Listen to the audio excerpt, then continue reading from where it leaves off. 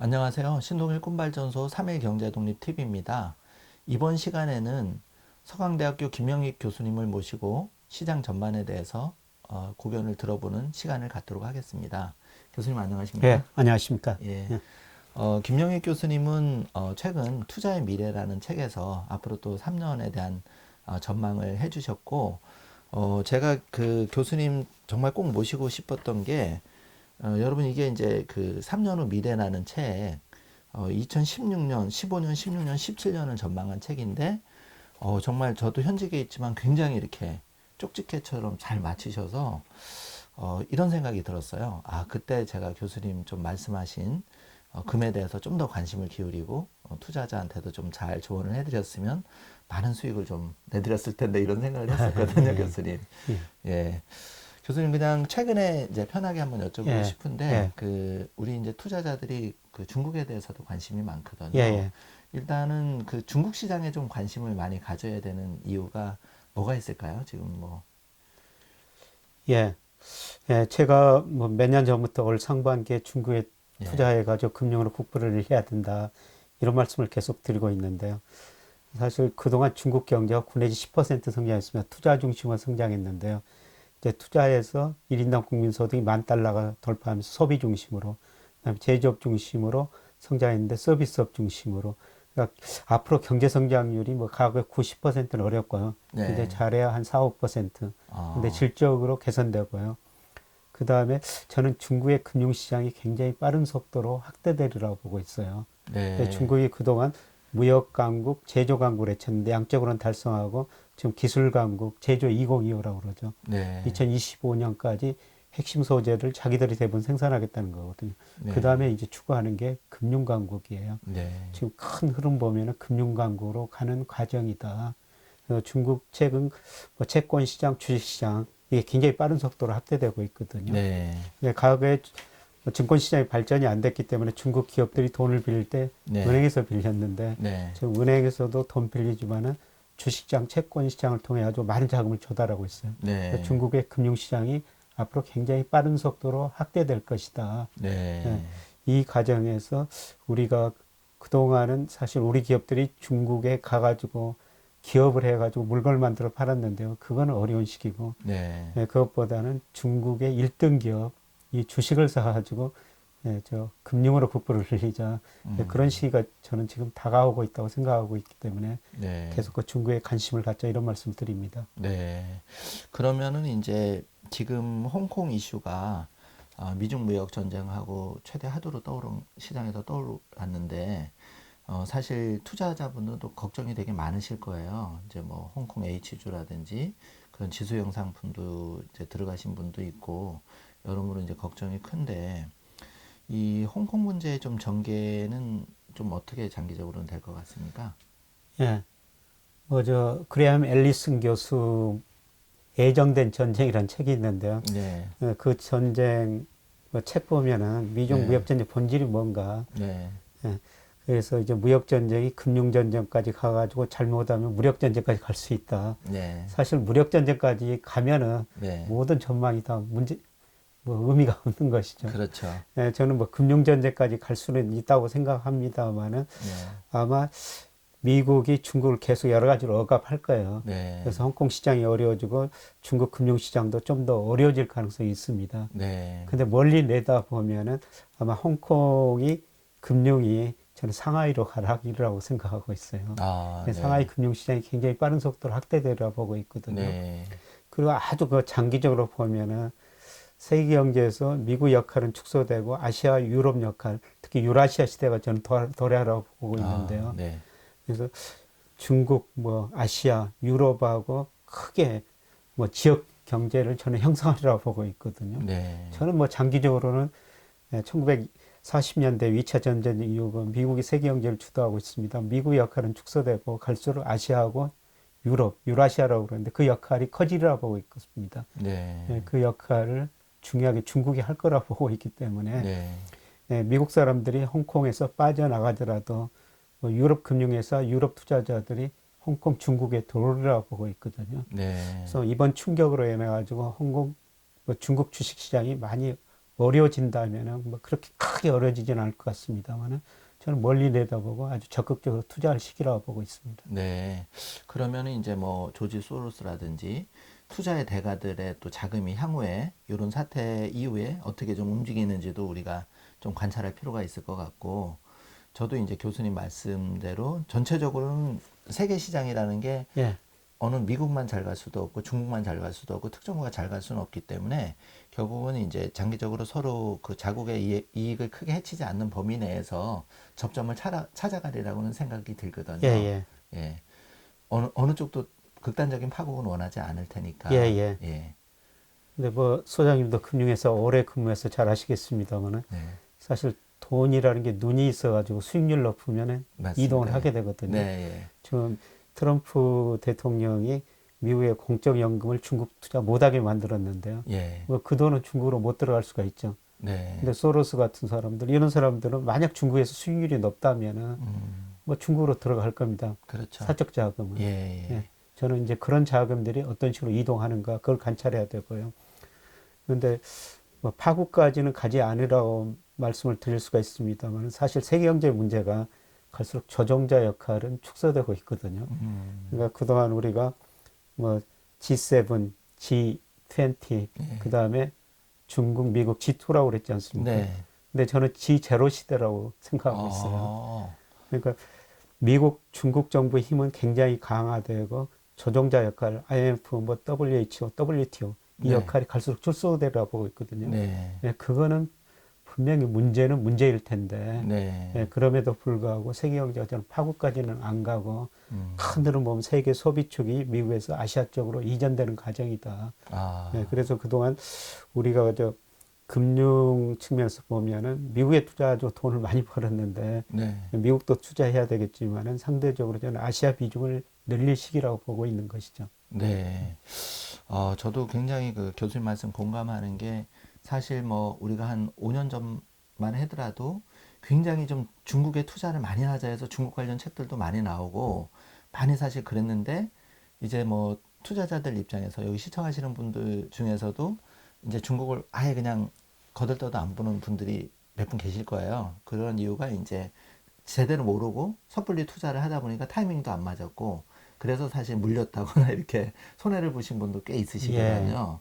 그런데 반면에 이제 뭐 슈퍼리치 고객들 중에 발 빠른 고객 중에서는 예, 중국에 투자해서 예, 50%, 100%까지 또 수익을 내신 분도 예, 계시더라고요.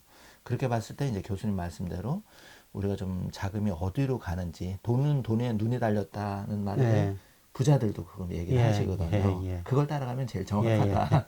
네. 그러니까 지금 뭐 제가 중국 이야기하면은 대부분의 뭐 투자자들 금융회사 사장들께서도 네. 거부감을 많이 일으키셔요. 네. 뭐 중국과 믿을 수 없는 나라냐. 음, 그런데 사실 뭐 일부 저 금융회사에서 2007년, 2008년에 중국 투자를 많이 했었죠. 네. 근데 그때 상하이 종합주가 지수가 6천까지 올라갔다가 투자하고 네. 나서 1800까지 떨어졌거든요. 맞습니다. 예, 그때 중국에서 많은 실망을 가진 것 같습니다. 예. 근데 저는 큰 흐름은 맞았는데 예. 모든 게 시기 때라고 있거든요. 타이밍이 다 예, 맞아요. 타이밍인데 예. 예. 너무 앞서가지 않느냐. 음, 예, 저도 시기 때는 정확히 알 수가 없죠. 근데 저는 그 시기 때가 지금 다가오고 있다. 예, 아, 그래서 지금 예, 금융으로 중부에서 특히 이거 금융으로 국부를 늘려야 된다. 이런 말씀을 계속 드리고 있는 겁니다. 네. 그래서 저도 이렇게 이제 뭐 현업에서 한 32년째 슈퍼리치 자산 관리를 하고 있지만 제가 최근에 갈수록 더 느끼는 거는 정말 이게 철저하게 좀 자산 배분을 하지 않으면 예, 누구도 시장을 사실 아무도 정확하게 그렇죠. 맞출 수는 예, 없으니까 철저하게 자산 배분을 해야 되고 또 이렇게 이제 분할 매수나 분할 매도 전략을 예, 적절하게 예, 해야지만 예, 어떤 자산을 쏠림 투자를 하지 말자 예, 이거를 철저하게 저도 느끼고 있거든요. 예, 그리고 이제 조금 다른 얘기로 이제 세계가 좀 각자 도생의 예, 시대로 가는 예, 것 같아요. 예, 미국도 뭐 트럼프 취임 이후에 예, 앞으로 또 트럼프가 11월에 재선이 될지 어떨지는 예, 모르겠지만 더 이렇게 각자 도생의 시대로 예, 가고 더욱이 이제 코로나19 사태 이후에 더 그런 게 가소가 될 것 같은데 이제 시장은 더 그렇게 가소가 될 텐데 교수님 그러면 이 개인들 입장에서 사실 우리 꿈발전소도 그렇고 개인 그 개인 절대 다수를 차지하는 개인의 자산 관리를 좀 어떻게 해야 되냐가 제일 관심이 많거든요. 예, 예. 그런 데 대해서 좀 조언을 해주신다면 어떤 게 있을까요? 말씀하신 것처럼 철저히 포트폴리오를 구성해야 되죠. 미래가 예, 불확실하니까요. 예, 뭐 미국 주식, 중국 주식, 뭐 여러 가지 자산에 그 투자를 해야 되는데요. 근데 전체적으로 보면은 좀 우리 가계 자산 중에서 한 68%가 부동산이거든요. 네, 50대 후반 이상 분들은 80% 이상이 부동산이에요. 네, 저는 부동산 비중이 너무 높다고 생각하고 있습니다. 네, 뭐 부동산 가격이 앞으로 어떻게 되느냐 그게 따라 달라질 수가 있습니다. 50% 너무 높다고 생각하고 있고요. 그래서 우리나라 최근과 가계 자산 배분 보면은 부동산 비중은 상대로 줄어들고 금융자산 비중은 서서히 늘어나는 추세고요. 네, 그다음에 금융자산 중에서 우리나라 주가가 거의 10년 가까이 정체되다 보니까 주식 비중은 줄어들고 채권 비중 늘어났고 네, 그다음에 해외 자산 비중이 많이 늘어나고 있는 추세거든요. 네, 대표적으로 저 국민연금 보면요. 국민연금이 2010년에 해외 주식 투자 비중이 국민연금 자산 중 6%였어요. 네. 작년에 23%까지 올랐거든요. 국내 주식 18% 훨씬 높아요. 아, 네. 근데 작년에 국민연금이 해외 주식 투자 가지고 무려 31% 수익을 냈습니다. 31%나 예, 냈습니다. 와. 대단한 돈이죠. 뭐 그 돈이면은 국민연금 가입자한테 1년 주고 남을 돈이거든요. 아, 그렇게 해외 투자가 중요하다는 거죠. 물론 작년에는 좀 비정상적이죠. 작년에 네. 그렇게 수익을 많이 냈으니까 올해는 좀 줄어들 것 같습니다만은 네. 마이너스가 될 수 있는데요. 네. 평균적으로 보면은 우리가 해외 투자를 할 수밖에 없는 상황이라는 거죠. 아, 예. 야, 정말 저도 공감을 크게 하는 부분이고요. 사실 뭐 아파트나 빌라 앞에 외제차가 딱 벤츠 이렇게 한 대 서 있는 걸 보고 사람들이 뭐 빌라 살면서 전세 살면서 욕을 많이 했단 말이에요. 저렇게 한데 알뜰하게 저축을 안 하고 허리허식으로 이렇게 한다 했는데 이게 뒤집어 보면 사실 집값이 너무 비이성적으로 많이 예. 올랐고 그러면 10억짜리 또는 20억짜리 집인데 일반 직장인들이 뭐 20년, 30년 모아도 예. 사실 장만하기가 쉽지 않단 말이죠. 예. 근데 여기서 중요한 거는 지금 그런 과연 연끌까지 이렇게 모아서 대출까지 얻어서 10억이나 20억짜리 집을 장만해도 그게 과연 두 배, 세 배가 과거처럼 될 거냐는 거는 저는 퀘스천이거든요. 예. 예. 그래서 그런 관점에서 보면 이제 부동산의 그 상승률은 좀 둔화가 될 거고 예. 반면에 이 언택 시대가 도래해서 이미 우리가 보고 있듯이 카카오라든지 예. 그런 굉장히 이제 뭐 아마존이라든지 예. 기술주들이 약진을 하고 있지 않습니까, 예. 교수님? 그러면 거기서 과연 새로 부를 창출할 수 있는 예. 기회가 온다고 보시는 건가요? 예. 그렇죠. 그래서 우리나라 지금 집값이 얼마나 높냐 낮냐 그거는 그 PIR이라고 네. 하거든요. 네. 저 예를 들어 가지고 몇 년 모아야지 집을 살 수 있느냐 뭐 네. 그런 것으로 이야기가 되는데요. 예. 뭐 작년 말 뭐 올해 뭐 KB에서 그거를 분기별로 발표를 하더라고요. 네. 그거 보니까 서울이 한 14배 정도 돼요. 네. 그러니까 14라는 것은 무슨 이야기냐면은 네. 우리 저 평균적인 근로자가 네. 하나도 안 쓰고 14년 모아야지 아유, 서울에 있는 네. 가운데 있는 아파트 하나 살 수가 있다는 거죠. 네. 그게 제가 생각에는 너무 높습니다. 맞습니다. 예, 예. 다른 뭐 런던이나 그다음에 동경, 뭐 뉴욕보다도 더 높은 수준이거든요. 네. 서울 집값이 너무 높다. 네. 그래서 저는 장기적으로 우리나라 인구 구조와 경제 성장, 우리 경제가 지금 점차 저는 뭐 미국 인플레이션 문제가 대두되고 있는데 우리는 현재 디플레이션 상황에 가까워지고 있거든요. 네. 이런 것 보면 집값이 지속적으로 오를 수는 없다. 네. 그리고 과거에는 금리가 떨어지면 자산가격이 올랐거든요. 네. 그런데 최근에는 우리 주식시장 보면은 예.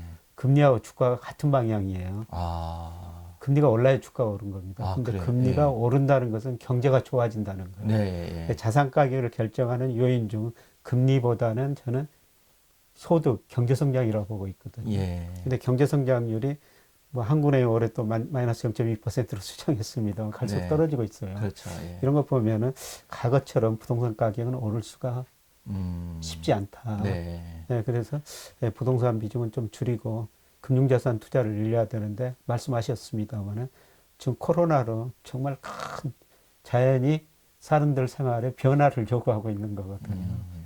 그래서 미국에서도 뭐 아까 말씀 주식이 많이 올랐고 우리나라도 네이버나 카카오 네. 뭐 이렇게 큰 흐름의 변화라고 생각하고 있습니다. 예. 그러니까 이런 변화를 타면 얼마든지 이제 금융으로서 음. 개인의 부를 저는 늘릴 수 있다고 생각하고 있습니다. 아, 정말 좋은 말씀이신 것 같아요. 사실 10억을 일반 서민이 장만할 수도 없고 연봉이 3천인데 5천인데 사실 어렵거든요. 그러니까 일반 직장인들이 사실 매월 50만 원, 100만 원 저축하기가 굉장히 어려운 시대인데 그 부동산을 돈을 모아서 하는 거는 굉장히 어렵고 예, 또 거기에 투자에 대한 미래가 사실은 좀 불투명할 수도 예, 있거든요. 예, 과거처럼 이렇게 예, 뭐 자고 나면 부동산 가격이 예, 상승한 건 분명히 아니기 때문에 그리고 이제 실물이 충격이 오면 분명히 또 부동산이 조정받을 수 있는 가능성도 열어놔야 되기 때문에 예, 교수님 말씀처럼 그냥 내가 30만 원, 50만 원 어렵게 그 정도는 매월 저축을 할 예, 수 예, 있으니까 누구나 마음만 예, 먹으면 그러면 그걸 가지고 우리가 해외 우량 주식 중에 30만 원, 50만 원 하는 예, 뭐 300달러, 500달러 예, 하는 거는 예를 들면 뭐 스타벅스 예, 주식부터 엔비디아라든지 마이크로소프트라든지 예, 조금 더 돈을 모으면 상여금을 타면 아마존 주식 예, 정도는 살 수 예, 있다는 예, 예, 거죠. 그렇죠. 그랬을 때 이제 그 과연 아마존이 우리가 지금 충격이 왔을 때 1600달러까지 떨어졌었거든요. 예, 3월 예, 19일 날 예, 충격 예, 왔을 예, 때. 그런데 지금 이미 예, 2410달러대를 정고점을 돌파를 예, 해버렸거든요. 예, 이렇게 되면 정말 교수님 말씀처럼 우리가 좀 새로운 마인드를 가지고 예, 시장을 좀 접근해야 되지 않나. 예, 어떤 개인의 자산 투자도 그런 생각이 많이 듭니다, 예, 교수님. 예. 예. 그러니까 가장 중요한 거는 지금 우리 기준금리가 0.5% 시대가 돌아있습니다만은 뭐 저는 뭐 더 멀리 내다보면 0%로 가리라 보고 있거든요. 어, 예, 그래서 저 은행에서 예금해가지고 예. 뭐 수익률 내기는 참 어려운 시대죠. 아마 또 다음 주 되면 정기예금 금리가 더 떨어질 것 같은데 예, 예, 기준금리가 내려서 예. 맞습니다. 예. 예, 그래서 저는 차라리 저 뭐 월급 받아가지고 정기적금 드시는 것보다는 그 돈으로 매달 그 배당형 펀드나 배당형 주식을 사는 게 더 낫다고 생각하고 있거든요. 네. 지금 저 은행에 다니시지만은 은행주 PBR이 지금 0.34배죠. 굉장히 예. 나요. 그 은행 주식 사가지고 배당 받으면은 예. 지금 뭐 4% 안팎일 겁니다. 네, 네, 맞습니다. 예, 제가 뭐 포스코, 삼성전자, 현대차 이런 거 임직원들 강의하면서 드리는 말씀은요. 예. 월급 받아가지고 그 돈을 예. 은행에다 맡기지 말고 정기적금 들지 말고 예. 당신 내에서 주식을 사가지고 배당을 받아라. 음. 예를 들어서 포스코 배당 수익이 올해 5%가 좀 넘을 겁니다. 어우, 예. 대단하시네요. 예. 근데 포스코 PBR이 예. 0.4배 정도밖에 안 예. 돼요. 예. 근데 미래 성장성이 낮다고 그래서 주가가 저평가돼 있습니다만은 사실 PBR 0.4라는 것은 굉장히 싸거든요. 네. 그래서 주가가 크게 추가적으로 크게 하락할 여지는 별로 없다. 네. 예. 주식 사가지고 배당금 받으면은 은행 네. 이자보다 훨씬 더 높다. 음. 그래서 저는 배당 투자는 꼭 하셔야 된다고 생각합니다. 네, 정말 좋은 말씀이신 것 같고요.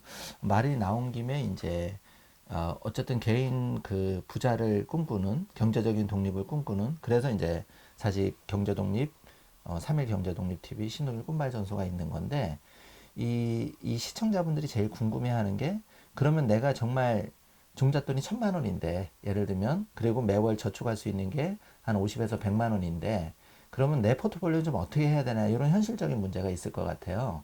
그래서 지금 시장에서 제일 핫한 이슈가 이제 미국 뭐 우량 주식에 투자라는 질리도록 얘기를 들어보셨을 거고 예, 그 다음에 또 동학개미다 해서 뭐 삼성전자 주식부터 해서 지금 한 20조 가까이 매수를 계속 예, 했었고 예, 그 다음에 이제 말씀하신 중국에 대한 투자 예, 예, 그리고 이제 뭐 레이 달리오가 주장하는 금 투자 예, 그리고 이제 달러도 뭐 계속 나오는 얘기죠. 그래서 요런 이제 교수님이 생각하시는 이 자산들에 대해서 예. 아까 같이 고른 비중이라면 우리가 좀 더 어떤 쪽에 관심을 장단점을 해서 곁들여서 좀 말씀을 해주신다면 예. 구체적으로 뭐 저 개인적으로 보면은 네. 작년 올해까지는 지금 금 투자를 좀 많이 했거든요. 그럼 예, 맞으셨네요. 예.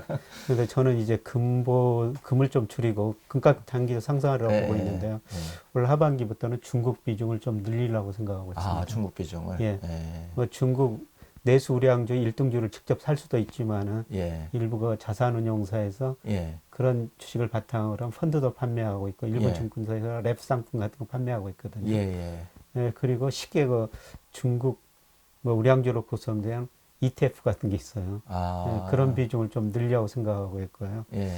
예, 그 다음에 금은 저는 계속 좀 더 가지고 가셔도 된다고 생각합니다. 예, 금이 지금 온수당 $1,720 이 네, 정도 예, 움직이고 예. 있는데 네. 예, 지난번 고점에서 $1,900까지 갔는데 저는 조만간 $2,000 돌파리라고 보고 있어요. 예, 그러면 뭐 늦지는 않은 예, 시점이죠, 예. 지금에도. 예. 그래서 가끔 어떤 분들이 아주 금하고 달러하고 어느 걸 더 높여야 되냐 그러면은 네. 예, 저는 달러는 쓸 만큼만 가지고 계시고 예, 아, 금을 더 많이 가지고 계십시오. 이런 조언을 드립니다. 예, 예, 저는 장기적으로 달러 가치는 하락이라고 보고 있어요. 예. 예. 근데 그 나라 환율이라는 것은 그 나라의 경제력인데 지금 미국 GDP가 세계에서 25% 차지하고 있지만은 장기적으로 보면 추세적으로 하락이거든요. 네. 장기적으로 달러 가치 하락한다. 음, 달러 가치가 하락하면 상대적 금값은 오를 수밖에 없다. 네. 전 세계가 엄청난 좀 유동성을 공급하고 있거든요. 네. 예, 돈이 많이 풀리면 금값이 오를 수밖에 없고요. 네. 그 다음에 요새 그 미국에서 인플레이션 논쟁이 재개되고 있습니다만 네. 이 돈을 워낙 많이 풀었기 때문에 언젠가는 지금 당장은 아니다 인플레가 발생하거든요. 그게 뭐 1, 2년 내는 아닐 수가 있지만 네. 뭐 3, 4년 후 내다 보면 예. 인플레가 올 수가 있어요. 음, 인플레가 오면 헤지 수단으로 금이라는 거죠. 예, 그래서 금도 포트폴리오에서 일정 부분 꾸준히 가지고 계시는 게 좋을 것 같고요. 근데 뭐 잘 아시는 건 금 투자는 그 오렌 버핏이 금은 알을 낳지 않는 암탉이다. 그렇죠. 그런 이야기를 예, 했는데 예. 우리가 채권 사면 이자 나오고 주식 사면 배당이 나오는데 네. 금은 이자도 배당도 없죠. 뭐 시세 차익만 누릴 네. 수가 있는 건데요. 저는 네. 오르락이기 때문에 금도 일정 비중 유지하고요. 예. 예, 그 다음에 지금 우리 동학개미운동이라고 그래가지고 처음에가 삼성전자 주식을 많이 샀다고 그러셨는데 네. 근데 최근 좀 실망이 좀 클 것 같습니다. 지금 그렇죠. 네이버 49,000에서 5만원에서 왔다 갔다 예. 하니까, 네. 삼성전자는 계속 안 오르고 예, 있는데 예. 예, 저는 올 4분기 이후로는 달라지리라 보고 있거든요. 아, 그래요. 예, 네. 예, 외국인이 주식을 사리라고 보고 있습니다. 아, 그럼 오히려 동학개미가 예. 맞을 수도. 예. 예. 근데 그때까지 견디고 좀 계셔야 되는데 음, 외국인들이 우리 주식을 사고 팔 때 가장 뭐 멀리 내다보는 것은 한국 경제 기업 수익이지만 단기적으로 환율이거든요. 네. 좀 환율이 계속 오르고 있죠. 중국 네, 위안화가 예. 가치가 떨어지니까요. 그렇죠. 예. 우리는 중국 위안화하고 연동돼서 움직일 수밖에 없습니다. 중국 예. 의존도가 높으니까요. 예. 그런데 최근에 미국이 엄청난 돈을 풀고 있어요. 예. 미국이 우리나라보다 돈을 훨씬 더 많이 풀고 있으면은 예. 이게 시차 아마 9개월 후가 가장 영향이 큰데요. 예. 환율이 떨어지거든요. 아. 원화 가치가 상승합니다. 네네. 그러니까 지난 3월부터 미국이 엄청난 돈을 풀고 있으니까 이게 시차를 두고 저는 올 4분기에는 우리 환율에 영향을 미치라고 보고 있거든요. 아. 환율이 올라가다가 다시 떨어지리라고 보고 있어요. 1250원까지 계속 치솟다가 그 이상도 다시 1100원. 갈 수가 예, 있습니다. 예, 예. 근데 1200원 뭐 이하로도 떨어질 수 있다고 보고 있어요. 뭐 4, 4분기 정도에는 예, 예, 그게 4, 조정될 4분기. 수 있다. 네. 예. 뭐 내년 봄 가서는. 예. 그럼 환율이 떨어질 것 같으면 외국인들이 한국 주식을 살 거라는 거죠. 그렇죠. 예, 근데 외국인들이 한국 주식 살 때 삼성전자를 안 살 수는 없을 것 같습니다. 그렇죠. 우리 코스피에서 차지하는 비중도 예. 있고, 예. 예. 글로벌 예, 유동성이 좋고 예. 그리고 장기적으로 예, 저는 중요한 생산 요소가 원유하고 반도체라고 보는데요. 네. 근데 원유 수요는 갈수록 증가세가 둔화되거든요. 예. 근데 반도체는 모든 거에 다 들어가요. 뭐 산업의 자동차에도. 쌀이니, 예, 그렇죠. 산업 쌀이라고 예, 그러죠. 예. 그래서 우리가 이제 삼성전자, SK, 하이닉스가 얼마나 경쟁력을 유지하느냐 그게 네. 문제인데 반도체 수요는 전반적으로 계속 늘어날 것 같습니다. 네. 이렇기 때문에 예, 저는 4분기에는 외국인이 우리 주식 사고 대표적으로 삼성전자를 살 것이다. 이러한 의미에서 뭐 앞으로 조금 뭐 저는 하반기에 주가가 좀 많이 떨어질 수 있다고 보는데요. 뭐 그때 견디시든지 비중을 조금 더 늘리시는 게 좋을 것 같습니다. 예. 교수님, 그러면 제가 이제 또 현직 PB니까 좀 더 풀어서 예. 교수님 말씀을 제가 해석을 해보고 우리 그 삼일경제독립 시청자한테 좀 도움을 드리려고 하는데, 디테일하게 그럼 미국 주식은 우리가 보통 투자할 때 달러로 환전을 해서 미국 주식을 이제 산단 말이에요. 그러면 이제 환율이 뭐 1,100원에 가깝든 아니면 1,300원에 가깝든 그거는 이제 감소하고 예. 그 원화를 달러로 바꿔서 이제 미국 우량 주식을 사고 그때 이제 주식 가격에 맞게 예. 이거는 이제 뭐 나스닥에 상장된 주식을 예. 각 증권사에 가가지고 그냥 예. 계좌 개설하고 사시면 되는데, 이 투자자분 중에서는 지금 중국 시장이 좀 불안하니까 과연 내가 중국 시장을 이제 미국 그 나스닥에서도 퇴출된다는 얘기도 있고 자꾸 이러잖아요. 예. 그럼 과연 구체적인 투자 방법을 좀 어떻게 해야 되느냐? 예. 중국 주식에 바로 본토 시장에 가서 위안화로 바꿔서 투자를 해야 되는지 거기에 대해서 잠깐 설명을 해주신다면. 예. 지금 뭐 라스다에서 중국 주식 뭐 퇴출시킨다. 근데 미국이 고민이 많을 거예요. 예. 만약 뭐 미국이 중국 주식을 라스다에서 퇴출시키면요. 예. 저는 중국 그 기업들이 예. 유럽 시장에 상장되리라고 보고 있거든요. 아, 오히려 예. 미국 시장에서 나와서 유럽 예, 시장에 유럽 성장된다. 예, 그러면 미국의 주시장 의미가 달라질 수가 있어요. 그래서 아마 미국 뭐 많이 고민을 할 것 같습니다. 아, 그 생각까지는 저도 못했는데 교수님 예. 말씀을 듣고 보면 그럴 수도 있겠네요. 예, 예. 예.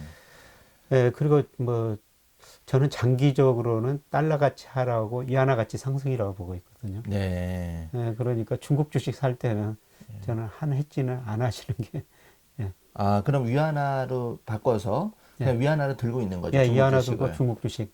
예, 그러면은 예. 장기적으로 위안화 가치 상승하고 중국 주식도 오르기 때문에 예. 두 쪽에서 이익을 낼 수 있다고 생각하고 있거든요. 음. 근데 구체적으로 뭐 중국 어떤 주식을 사냐 그거는 그렇죠. 예, 그거는 뭐 증권사에서 우리 판단의 저 문제고. 소장님이 예. 더 잘하실 것 같고 뭐 저는 뭐 직접 개별 주식을 중국 주식 사는 것보다는 아. 그래도 좀 리스크가 있으니까 그렇죠. 그렇죠. 예, 좀 그런 일등 우량주로 구성된 펀드나 그냥 렉 같은 상품을 투자하시는 게 개인 입장에서는 더 좋을 것 같습니다. 예를 들면 뭐 KB증권이라든지 그런 삼성증권이라든지 증권사가 많잖아요. 예. 그리고 은행도 또 요즘 펀드도 나왔고 예, 예, 중국 주식의 뭐 통중국 펀드라든지 예. 굉장히 성과도 좋은 펀드들도 있거든요. 예, 예. 그럼 그런 펀드로 해서 펀드 매니저에 좀 역량 의존해가지고 예. 한번 이렇게 일단 리스크를 낮추기 위해서 여러 개를 묶은 펀드에 예, 투자를 그렇습니다. 하시거나 아니면 이제 뭐 KB증권이나 랩으로 예, 투자를 하시거나 뭐 삼성증권이나 예, 키움증권에서 예. 랩을 투자하시고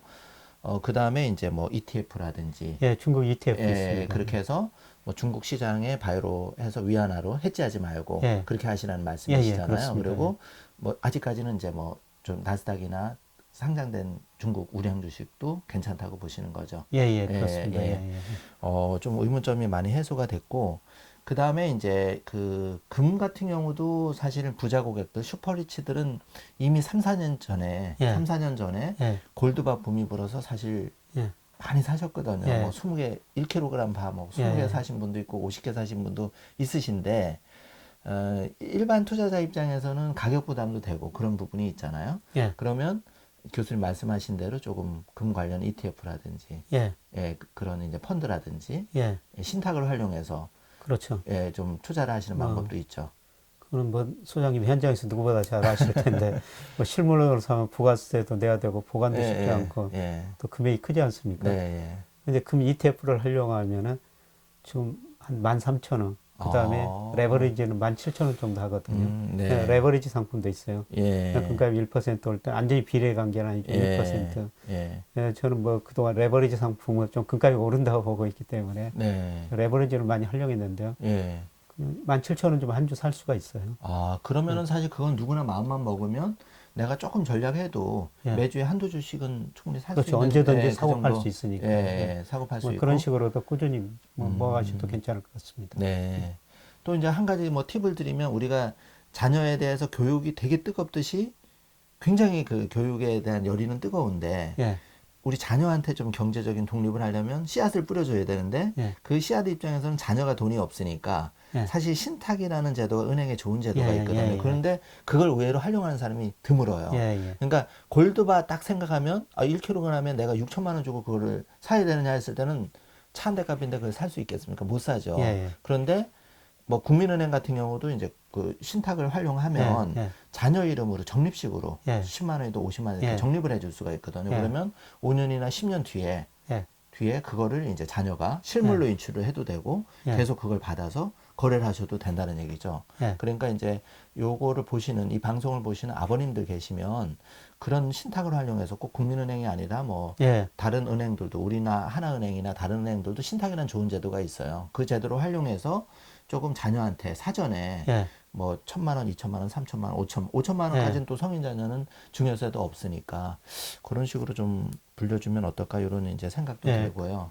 그런 식으로 하면서 자녀분들한테 좀 금융교육을 시키셔야 될 것 같습니다. 아무래도 그렇게 주면은 예. 이렇게 보고 또 공부할 거 아니에요. 근데 제가 정말 안타까운 것은 네. 우리 저 학교에서 금융교육이 거의 별로 제대로 되고 있지 않다는 거거든요. 맞습니다. 예. 예, 얼마 전에 저 한 공무원 대상으로 강의해 봤더니 이 주식이라는 걸 굉장히 싫어해요. 예. 그 투기적인 시장이다. 해서는 안 된 거다. 아. 이런 식으로 생각하고 있거든요. 금융에 대해서 학교 다닐 때 전혀 교육을 받지 못했기 때문에 네. 그런 식으로 생각하는데 지금 뭐 저 우리 저 교육부에서 예. 뭐 초등학교부터 금융교육을 좀 많이 시켜야 될 것 같습니다. 사실 저도 큰맘 먹고 이렇게 이제 우리 꿈발전소에서도 3일 경제독립 TV라고 예, 2012년부터 저희가 시작은 했지만 본격적으로 다시 올해 이제 리뉴얼해서 3월 1일부터 저희가 이제 3월 1일이 대한민국 독립 그 3.1절 예, 예. 운동에 촉발된 그 의미가 있는데 예. 저희가 3일 경제독립 TV라고 사실 장명을 한 게 아. 개인의 경제적인 자유도 3.1 운동처럼 예, 나라를 구하기도 어렵지만 네. 개인의 경제 독립도 되게 어려운 문제거든요. 네. 근데 하나씩 풀어가자 그런 의미에서 이제 그렇게 이름을 정했고 네. 이제 교수님을 또 모시고 이렇게 네. 저희가 투자의 조언도 드리고 그런 의미가 있거든요. 굉장히 의미가 깊네요. 네, 그렇습니다. 살아가면서 느꼈습니다만은 사실 뭐 적당한 돈이 있어야 되죠. 예, 그러니까 서펜하우가 돈은 바닷물과 같아 좀 마실수록 목이 탄다 그랬는데 뭐 돈을 그렇게 사랑해서는 안 되는데요. 근데 조지 버나드 셔가 돈이 모든 것은 아니면 많을수록 좋다. 아, 뭐 이런 이야기를 했는데 살면서 돈은 적당히 있어야지 뭐 독립적인 생활을 할 수가 있는 거죠. 그렇죠. 내 호주머니에 또 사실 있어야 뭐 내가 이렇게 배가 좀 고프지 않아야 곳간에서 인심 난다고 그런 예. 말이 있듯이 남을 좀 주변을 돌아볼 그렇죠. 여유가 있는 것 같고 그거는 누굴 욕할 거는 안 돼요. 일단은 나도 제대로 경제 독립을 못하고 내 가족도 아직 챙기지를 못했는데 남을 이렇게 도와줄 여유가 상대적으로 줄어드는 거거든요. 그런 예. 의미에서 우리가 어떻게 보면 지금 시장상을 좀 활용을 해서 예. 제대로 공부하고 올바른 타이밍을 잡고 또 철저하게 자산 배분 전략에 입각해서 좀 접근을 하신다면 예. 이제 좋은 결과가 3년, 5년, 10년 뒤에 있을 것 같은데 그렇게 하기까지가 되게 어려운 것 같습니다, 교수님. 예. 마음을 먹고 예. 내가 은행에 가서 통장을 개설하고 증권 통장을 만들기가 너무 어려운 거죠. 예, 이게 그렇습니다. 생각보다 정말 어려워요. 그래서 이제 교수님 말씀 중에 자녀한테 좀 이렇게 씨앗을 먼저 뿌려주자. 예. 저도 되게 그게 공감이거든요. 저도 딸이 2명입니다만 애들한테 한 3년 전에 그런 주식 그거를 만들어줬어요. 예. 그랬더니 말이 필요 없더라고요. 예, 예, 그렇죠. 예. 저도 뭐 애들한테 그걸 좀 시키고 있는데요. 그러니까 처음에 애들한테 돈을 어떤 식으로 좀 줬냐면은 네. 네가 학교에서 장학금을 받으면은 그 돈의 2배를 현금으로 주겠다. 장학금을 받으면? 예, 예. 오. 네, 그런 식으로 해가지고 이제 장학금 음. 받았기 때문에 와. 돈을 좀 줬어요. 예. 네, 그리고 그 돈 가지고 주식 투자를 한번 해봐라. 이것도 레버리지로 하려고 하셔서 구매를 해주셨네. 네, 그래서 예. 뭐 경제 세상에 주식 투자하면 관심을 갖게 되니까 뭐 경제 그리고 네 미래를 한번 스스로 한번 개척해 보라.